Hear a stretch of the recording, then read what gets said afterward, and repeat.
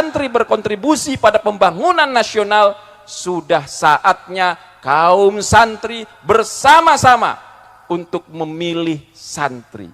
Dan hari ini yang jelas-jelas presiden, wakil presidennya santri adalah pasangan Anies dan Muhaimin Iskandar. Ini momentum kita, belum ketemu dari dulu pemilihan yang calonnya ini presiden, wakil presiden adalah santri.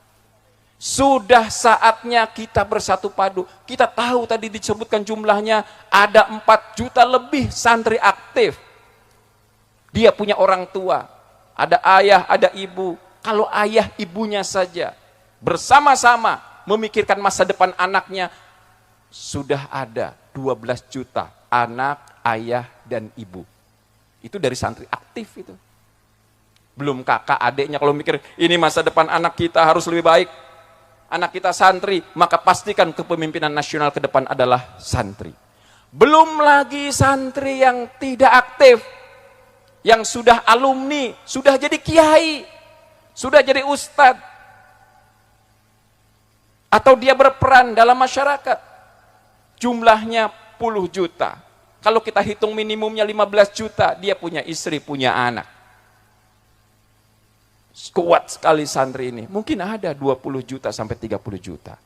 Bayangkan kalau semuanya bersama-sama kaum santri untuk memastikan negara ini dipimpin oleh santri, maka 2024 adalah kemenangan santri untuk Indonesia.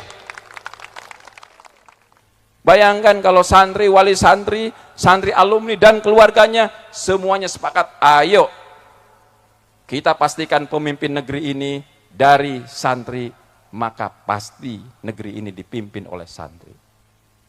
Maka anak-anakku sekalian, saya menyampaikan, kalau ada orang ngaku santri, tapi tidak peduli dengan kepemimpinan nasional dari santri, tidak mau memilih santri, perlu dipertanyakan kesantriannya. Cek santri apa benar, betul apa enggak kesantriannya. Kenapa?